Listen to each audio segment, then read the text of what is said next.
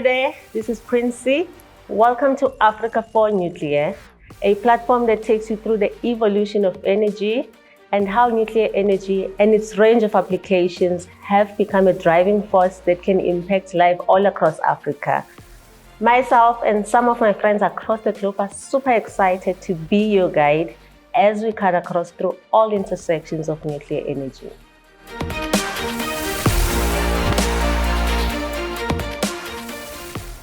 In our previous episode, we established that energy comes in many different forms.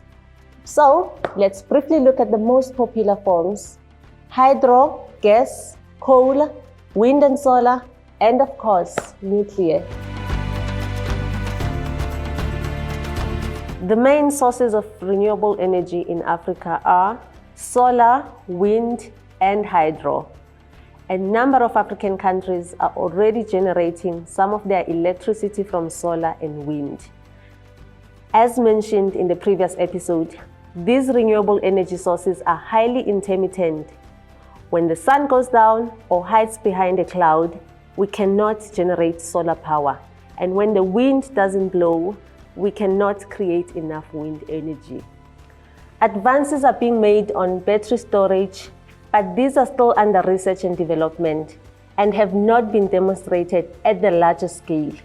For this reason, fossil fuels are still dominating as a top-up to guarantee energy security in many countries. Hydro harnesses energy from water flowing downhill from the rivers, dams, or piped water sources. The total capacity of installed hydropower in Africa is 21,000 megawatts, 90% of which is concentrated in 8 countries.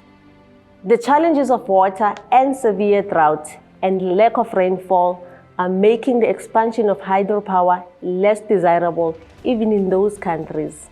Majority of African countries are landlocked and do not have sufficient water, with even lesser rainfall.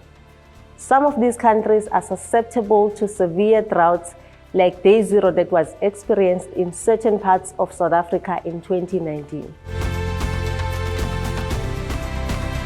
Natural gas is burned to produce pressurized gas, which spins the turbine to generate electricity. Nigeria, Algeria, and Mozambique are Africa's top gas producers. Gas is relatively cheap and reliable in those countries that have it. The challenge with gas is air pollution and greenhouse emission. Also, it requires Africa to develop infrastructure in order to deliver it where it's needed.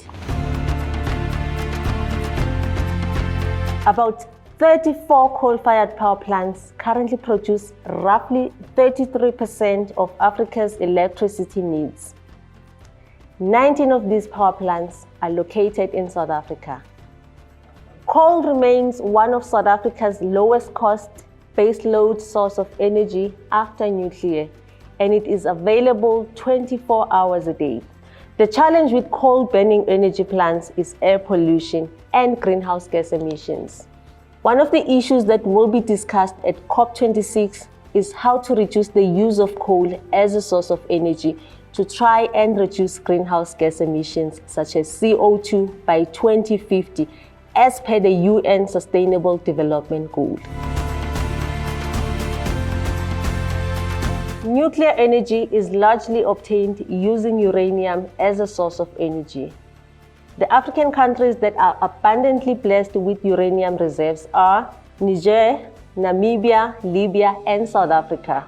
South Africa is the only country in Africa with a commercial nuclear program, with only 2 nuclear reactors generating around 5% of the country's electricity since 1984. Nuclear energy is clean, cheap, reliable, and available 24 hours a day.